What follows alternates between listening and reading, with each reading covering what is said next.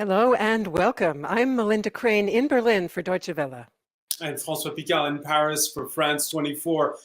Don't believe everything you see on television or read online, especially in these times of confinement.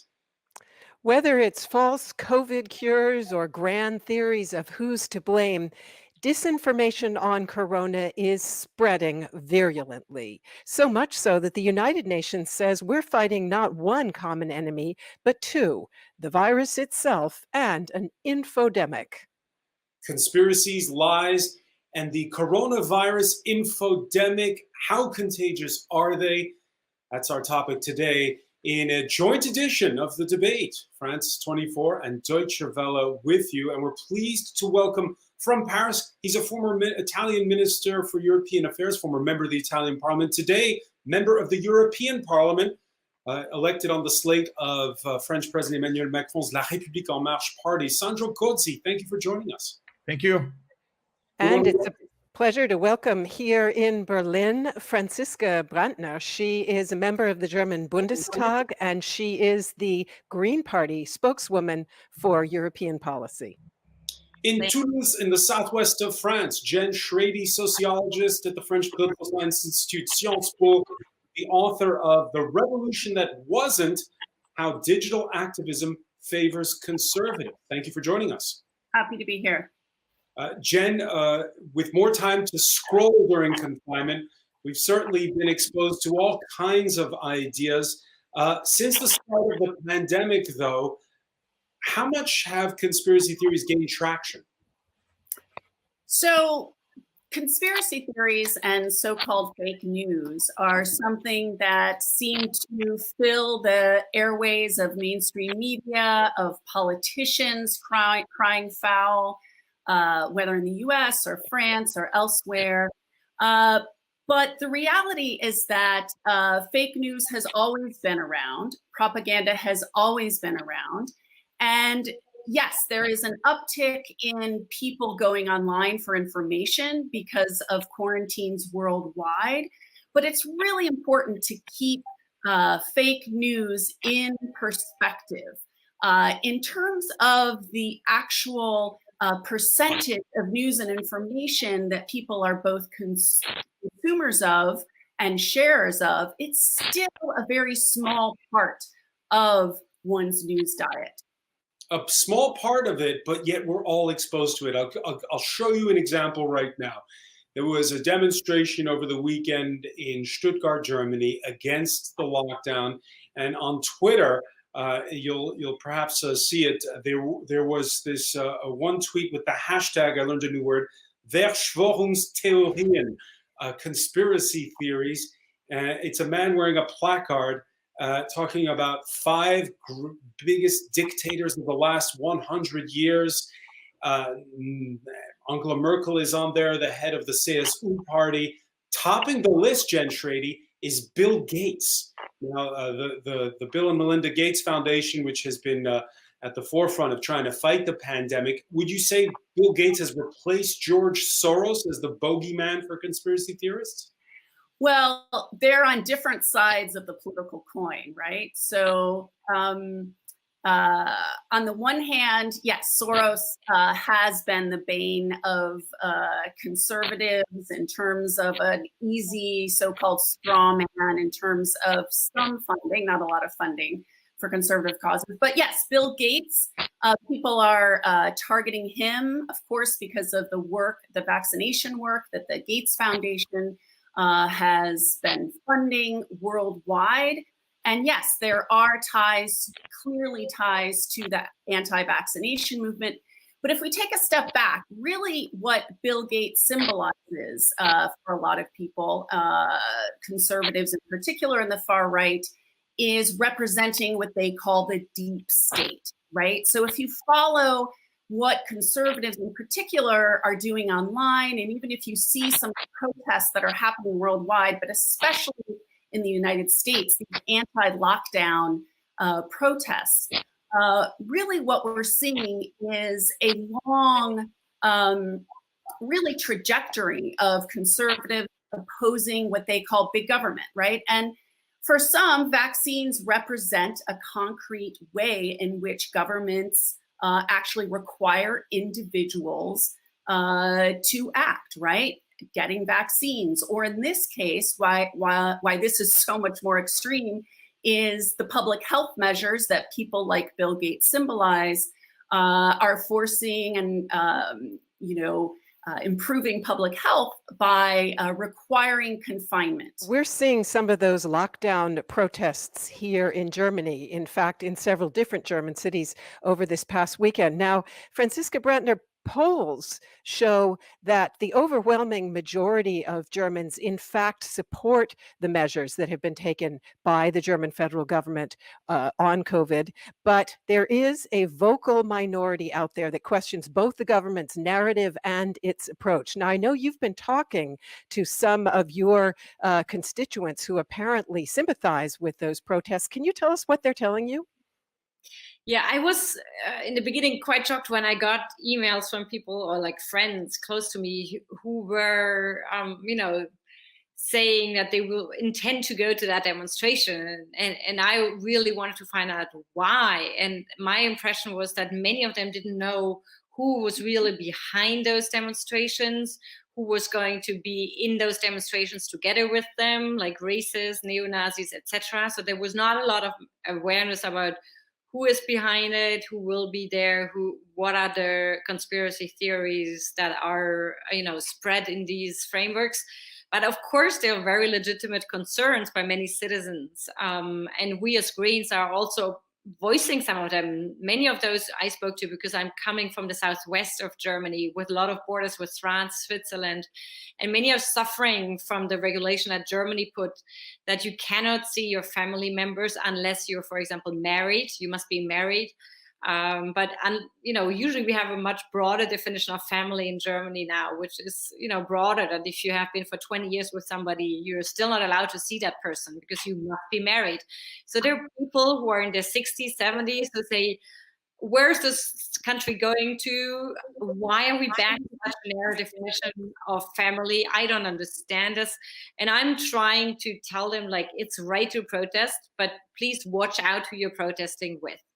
And as you say, there have been concerns that these normal citizens with normal concerns could wind up being instrumentalized, for example, by the far right or by anti-vaccine activists. What do these two groups, the anti-vaccine activists and the right wing, have in common? And do you think that these protests show that the right wing, which was marginalized in the beginning of the corona crisis, may be about to make a big comeback? Yeah, we're trying to look more into who is bringing these groups together, how does it really work? So we're still not completely, we don't have all the knowledge we need, but we're really searching into it. What we know so far is that, of course, what combines these two groups is that they are skeptical of science, that they don't trust scientific knowledge. These are the same people who also deny climate change. So this more general approach to, how do we do evidence-based politics, which is not accepted by far right people. They do ignore deny the climate change, etc. So there are some approaches that they have together, and we also have evidence that actors like Russia Today do bring two groups together and help to mobilize for those causes in very different sectors of society. And we're trying to look more deeply into that, who is catalyzing it, which groups are activated. We are quite sure that there must be some help to get these groups together.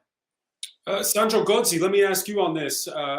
In your native Italy, the previous coalition government, you had the Five Star Movement, where there are a lot of anti-vaxxers, and you had the far right. If the COVID-19 pandemic lasts, could that be sort of the shape of things to come in Italy? Well, I mean, it is certainly, if I may say, one positive effect so far of the coronavirus crisis in Italy that it has made disappear the anti-vaccine. I mean, we don't find them anymore. I mean, they were represented in parliament by the Five Star Movement, they started to be very silent. This, I would say that it is a positive effect. Now, it is clear that the coronavirus still has shown one fundamental feature, not only of extreme right, but I would say of extreme populism, because in Italy we got a deadly cocktail of extreme right and Five Stars movement, a strong mistrust of expert, of science, of politics based on evidence. And certainly this has been one of the features also for the mistrust on the social networks during the crisis. I want to pick up on something Franziska Brantner said. These homespun conspiracy theories sort of fueled and egged on by outside forces that she is looking into. Let's take a look. Cornell University put together a list of top 10 conspiracy theories. Here are a few of them. Well, blaming Bill Gates, we talked about it earlier. The virus escaped from a Chinese lab. The other direction, the US military exported the virus to China. A plot by the big pharmaceutical groups, big pharma as they're known. COVID-19 doesn't exist, that's another one. But topping the list in the Alliance for Science's article is 5G. For France 24's Observer's website, Catherine Bennett looked into it. One of the conspiracy theories about the coronavirus that we've been seeing the most is a supposed connection with the building of 5G communications networks around the world. Take a look at this video. Flames engulfing a mobile phone mast in Birmingham in the United Kingdom. This video was taken on April the 2nd. Authorities think the fire was set deliberately. Since then, at least 20 other masts across the country have been burned or vandalised. But it's not just the equipment. Telecoms engineers are being harassed while they're trying to do their job. But do you know what you're doing there? You're laying 5G? Yeah. You realise that, don't you? Yeah? Yeah. So you know that kills people? But where did this theory come from? It all began with this man, Thomas Cowan, an American doctor who's currently on probation for treating a patient with non-approved drugs. In a video posted on YouTube on March the 12th, Dr. Cowan claimed that COVID-19 is caused by 5G networks, that 5G radio waves poison cells in the human body, and that causes the virus. If anybody want to make one guess as to where the first completely blanketed 5G city in the world was?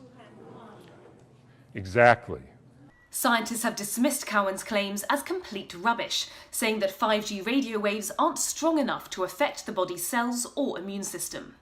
But the video was seen hundreds of thousands of times. YouTube took it down, but people are still sharing copies online and coming up with their own evidence. Like this map, for instance, that supposedly shows how the spread of the virus echoes the 5G rollout in France. Except that France doesn't even have 5G yet. The map shown in this tweet actually represents the rollout of fibre optic in the country. People who believe this theory are actually making it harder to tackle the virus. The director of the UK's National Health Service said that mobile phone masts are vital.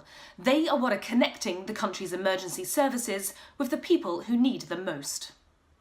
Catherine Bennett with that. Sandro Gozzi, your thoughts on this 5G theory?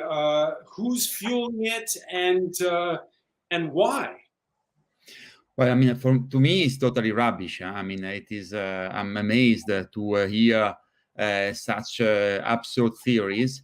But here you got a double problem. However, I mean, the first problem is that, as I said, everybody can say anything today because nobody trusts the so-called expert and the so-called official scientific world, and we have to work on that. We have to reestablish a trust toward those who carry out research studies, who carry out serious work for the benefit of all. The second problem is the problem of the digital platform, because in your video you showed that this absurd theory was spread out and then YouTube intervened. I think that we have to do much more and we must be much more demanding with the digital platform, because they must be our allies in fighting this kind of absurd theory and in fighting a war against misinformation, which otherwise could really threaten our democratic cohesion in our societies. And I think that this is something which has been put under a much stronger light during the COVID-19 crisis. So let me ask Jen Trady about that very matter, because in fact, social media, including Facebook, Twitter, they say that they are trying to remove COVID-19 disinformation from their platforms, an unusual move actually from Facebook that has in fact refused to remove quite a bit of other content. How good a job are they doing of policing this content? Social media platforms in general do a terrible job of policing misinformation because their algorithms are actually designed to promote disinformation and fake news, right? So the top 10 fake news around COVID-19 that we just saw, it was really easy in just a couple words, a brief headline, to see what that information is. And it's also negative information. And that type of simplistic, hyperbole, dramatic, sensational information is really what social media and its algorithms promote, right? So if we rely on, yes, a small group of content moderators or an algorithm that may draw a few keywords in and eliminate them, yes, that can happen, but that's just tinkering with the margins. It doesn't address the fundamental problem of these social media platforms, which is that they're designed for very basic, simplistic, and in many cases, false information. So a quick follow-up in regard to ourselves, to the mainstream media. As I mentioned to Franziska Brantner, in fact, polls show that the vast majority of Germans are absolutely confident in the government approach. We in the media report quite a bit about the protesters who are not satisfied. Do we, in a way, give the conspiracy theorists and purveyors of misinformation too much of a platform? In many ways, I think that right now what we're seeing, right, if the media or researchers are looking at what's happening with protesters, right, it's the anti-quarantine protesters who are in the streets, right? That's just a given. And about your question of how many people they represent, I think it's a mistake. This may vary country by country, but it is a mistake to underestimate the entire conservative ecosystem that these protests represent, right? So if you look at far-right officials that have been elected worldwide over the past 4 years, including the Brexit vote, right? Whether we're talking about Trump in the US or Bolsonaro in Brazil, social media, yes, was a part of what was going on. But the other key point is that if we just get rid of that misinformation, it's not going to get rid of the ecosystems of grassroots conservatives who are meeting on a regular basis. Now they're doing it online, but before COVID-19, we're meeting in community centers and all over a lot of Western European countries, as well as particularly in the US. But I think if we imagine that this is just a COVID-19 issue, or it's just an information or science issue, that we're really missing it. And one more point, it's more than just the money, it's more than just Russian disinformation, that what we've seen throughout history is that authoritarianism brought on by fascism or right-wing movements often happen not because a leader comes in and fills a vacuum, but because there is a lot of strong civil society really supporting that, and we can't overlook that support. So I know that Francisca wanted to say something to the same question. If you would, Francisca, it'd be great if you could be brief because we do want to get on to one or two other topics. But also just a very quick question on Facebook. It has now announced a new supervisory board that supposedly is going to help it do a better job of content moderation. What do you think? Is it going to work? No, we need much more legal frameworks for Facebook and Co. We also need to split Facebook from WhatsApp, from Twitter. It's all one data monopoly. That's not acceptable. So we need much more legal state action to get that really huge problem for our democracy under control.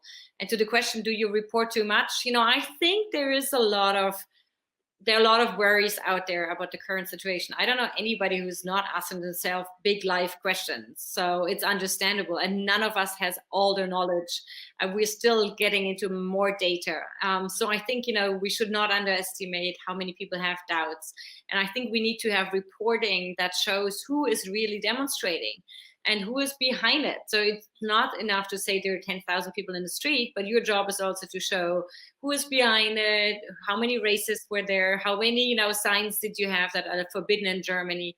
And yes, overall, probably the biggest majority in Germany is looking for some vaccine and is hoping that they can get one, and only minorities afraid of it. But still, it's important to report on that phenomenon. But Franziska Brantner, I'm haunted by something Jen Schrady said earlier, which is that these platforms that we all use are catered to simplistic messages. That's what they're built for. So what do you do? No, we also all have to come up with easy answers that are understandable to have a clear communication. So I'm not against saying, something must be complicated and only then is it true. But what we have to avoid is that we have, really fake news, that we have racist, that we have misogynist. That's what we have to control. And that's where Facebook is not going far enough and not doing its job. And that's why we need more legal constraints on Facebook and Co. And as I said, we need to split it up, that data monopoly. It's not acceptable. What do you think, Sandra Gozzi? Would you agree? Do we need to actually break up Facebook?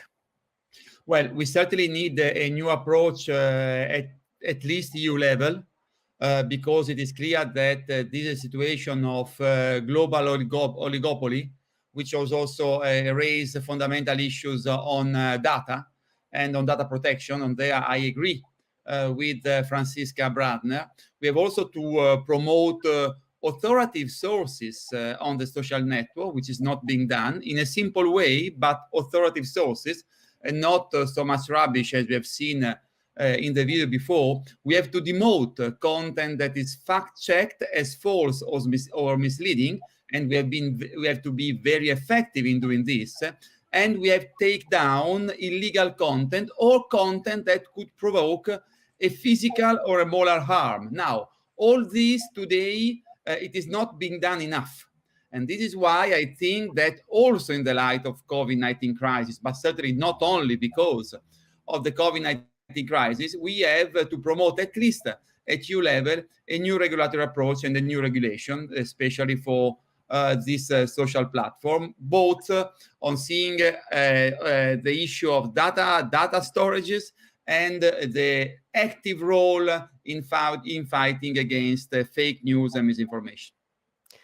So given the limitations of what social media can or are willing to do on their own, let's talk a little bit about what we can and should expect from political leaders. The French government put up a COVID-19 detox website that was aimed at exposing disinformation on the coronavirus, but it quickly found itself compelled to take this website down. So let me ask you this, Sandra Gozzi.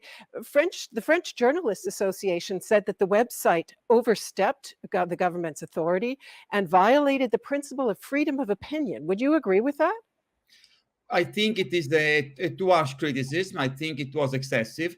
And I think that in this historical moment, in this political phase, we have to find new means of fighting propaganda on the social network. And the media also have a role. The media certainly it is a constitutional freedom, also, of course, protected in France, the freedom of expression. But I would say that we have also another right as citizens in France and elsewhere, the right to be properly informed, the right not to be a constant victim of propaganda. So I think that if the French media were so worried about the website of the French government, well, I mean, I think that should also do something more to ensure a real freedom of information. And to ensure freedom of information is pooling forces to fight misinformation. It, unfortunately, and not only in France, let me say that it is happening a little bit the opposite. It is not the good traditional media who are managing to influence in a positive way the way information is run or is denied in the social network, in the social media. Unfortunately, the opposite is the other way around. Unfortunately, all the traditional newspaper, for example, they are more and more looking for sensational news, more and more looking for conspiracy theories as well, in somehow, because they have to run after the Can you give us an example, Gozzi? Yeah. Give us an example of that. Well, I mean, there are so many examples of campaign. Take some campaign that even front-leading newspaper are doing based on something that they've heard, they haven't verified, but they sell copies like that. I don't want to mention newspaper, but I think that in France, for me, since 2017, I've seen so many examples of this, and also big or smaller campaign against many of us run by major French newspaper without properly verifying the sources. And I think that this is an effect of the social network way of running the information. Jen Schrady, do you agree? So there are two ways to look at this question. One is, what is the role of the government, and what is the role of the news media? And what we've been talking about is this tension between the government, right, the role of the state, and the role of the individual, right? And so when we talk about fake news, I think we haven't really defined what it actually is, right? Because you also have a country like Russia, where 3 doctors so far have fallen from hospital floors. We have no idea what happened. They spoke out about conditions with the coronavirus. There's also a fake news law in Russia now, in the name of promoting accurate information in Russia around COVID-19. But the result is actually, a way to, diminish free speech, right? It's just a ruse. And Donald Trump talks about critiquing fake news. So what are we today really critiquing? The other really important piece is that we've been talking about is, how is the mainstream media a part of this distribution of so-called fake news?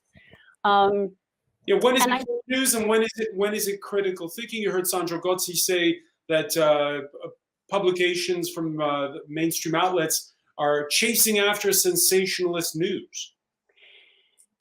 So some of it depends on what news outlet, right? But even very legitimate mainstream media is that journalists often have a two-sided approach to an issue, right? So especially as science is so new around COVID-19, and by the way, we have this idea that science is this perfect truth, which of course it's not, and it's because it's changing so quickly. In fact, the World Health Organization keeps changing what they've recommended as more information has come forward, that journalists want to present both sides. So if Donald Trump, for example, or a politician says, yes, this drug is important, what I see even legitimate outlets in the US like NPR or the New York Times will say, well, Donald Trump and some people say that, Clorox should be used. to prevent or treat COVID-19. But when we talk to doctors, they say something else, right? And that's an extreme example. But I think that this idea of two-sidedness doesn't really work with science. And that's what we're talking about today. Let me come back to recommendations like the one that was made by President Trump that people might give some thought to ingesting either disinfectant or bleach. Franziska Brandner, you have expressed concern that the corona crisis could actually wind up fostering and fueling populism. What do we do when it is political leaders themselves, like Trump, but also, say, Brazil's Bolsonaro, who are purveying disinformation? Yeah, how many times have I thought how this crisis would have gone differently if we had, instead of Trump, Obama, or Hillary Clinton, they would first have called a G20 meeting. We would have had some concerted action. Yeah, it's scary to have instead somebody like Trump who's promoting fake news and conspiracy theories. For me as a European, it just shows that we have to take up a lot of duties that otherwise the US would have undertaken in such a crisis. So for me, I can't do much about the US. It's scary. And I pity my friends who are, very worried about their own country. And we can only strengthen the progressive forces and those who still go with the truth or with, the scientific evidence that changes every day, but still, it evolves and it exists. And so I think we as Europeans have to take on more. We have to be more concerted, especially we have to be united and in solidarity, because if we don't get it done, nobody else will help us. And Jen Schrader, maybe also to you the question of top-down disinformation like that which has been purveyed by President Trump. Isn't part of the difficulty that it's very difficult to contradict or deny false information like the bleach claim without immediately falling into the trap of polarization, essentially being stamped by Trump supporters as yourself part of the conspiracy? Absolutely, the role of ideology is crucial here.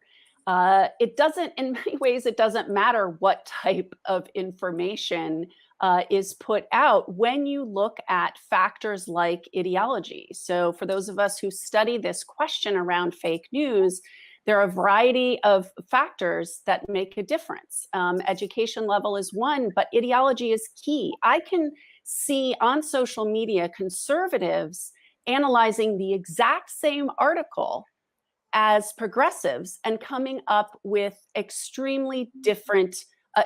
extraordinarily different reaction, even beyond the question of bleach, right? Even legitimate articles about certain, drugs that are being tested right now. Very different viewpoints. And in terms of your point about how top down it is, again, we have to, in order to combat this, we have to start from the bottom up, right? So conservatives are effective because of a lot of organizing that's happening, as well as, of course, money, conservative media, et cetera, but on the ground, right? So what kind of media education is happening? Media literacy, science literacy right now is really key. And with so many people out of work right now, I think it would behoove a lot of, especially the more democratic countries, to consider putting a lot of people to work in this type of grassroots effort for science and for information that serves the public health. Yeah, so you have Donald Trump, who's got his message where he is not only talking about bleach, but blaming the Chinese, calling it the Wuhan virus. And you have the Chinese, well, they don't have bleach, but they have Lego. Let's take a look. The fury. It's overwhelming our medical system. Look how backward China is. The virus is killing doctors. Typical third world. It's airborne. It'll magically go away in April. Everyone stay at home. Violation of human rights. March. Our numbers are now dropping. Impossible. Look at Italy. We wore masks. You lied to us. I don't know what to make of the Tower of Pisa starting to lean there, Sandra. What do you make of that video, for instance, that was put out last month? About the video you just shown, you say? I'm going to be very blunt with you. I'm very concerned with the global disinformation campaign run by China. And not only China, but China has played a key role in this. And I'm still very concerned with the fact that this propaganda has been supported by a good part of the Italian government during the crisis. We have seen the foreign minister, Luigi Di Maio, the Five Star Movement, and many leaders of the Five Star Movement basically promoting the Chinese propaganda, making things to the Italian that Germany, France never helped Italy, underestimated the support by the EU, and overemphasizing the support received by China, also by Russia. But I would say that I would say that the Chinese propaganda was in Italy very much helped by the Italian government itself. And I think that this is extremely disturbing for the European Union. I think that the Chinese propaganda has been very strong elsewhere in Europe, and it has been also strong in the World Health Organization, within the United Nations. I don't see why the Security Council is not acting very quickly, because the COVID-19, for example, it is a threat to international stability. And there again, you got China or Russia that are breaking down and slowing down. So I think that we have a major issue, which is certainly, as it was said before, not only linked to COVID-19, but it has been magnified by COVID-19. And I think that it is something that we have to watch out very closely. At least this is my intention at the European Parliament. Yeah, you've got the European Union sort of in the middle of this battle between the superpowers. Franziska Brandner, we had the EU's envoy to Beijing, who was chastised for going along with China Daily, the big communist party newspaper in China, censoring a pretty innocuous open letter calling for more cooperation. They removed a reference, I'm reading this, to the fact that the pandemic originated in China. Your thoughts? Yeah, it's very worrying what Chinese influence is doing right now already in the EU. And I think we have to be extremely careful about it. But let me also be very clear, is that we as Europeans need to help each other much more strongly. And, you know, yes, Sandro, on Italy, I'm like, sorry, Germany did have an export stop of the medical devices you needed in Italy to Italy. That was terrible. It was so wrong. And yes, the Chinese did have a better PR campaign around it, but still, we didn't do our job. And if now we don't invest enough in Italy and we will not save the Italian companies, yes, the Chinese investors will come and buy them up. You know, if we're that stupid to allow that, it's our own mistake. Let's not charge the Chinese for it. Let's make sure we do the job we have to do. So we're just about at the end of our show, but Jen Trady, if you would very briefly, please, will we see the infodemic peter out of its own accord as societies start to move out of lockdown and back into some semblance of normal life? So I think there is not going to be a big change in the problem with fake news and disinformation until some of these broader political and social class issues are really addressed. And that's something that we're doing at the Observatoire Sociologique du Changement at Sciences Po. We're studying these. So my advice is to pay attention to people on the ground and also pay attention to scientists and social scientists who are studying it, so that policymakers can enact policies that actually make sense and are not at the bidding of Silicon Valley. So even if we see the pandemic wane, the infodemic may well stay with us. Thank you very much to all of our guests for joining us for this special edition of the debate with Deutsche Welle and France 24. Bye for now.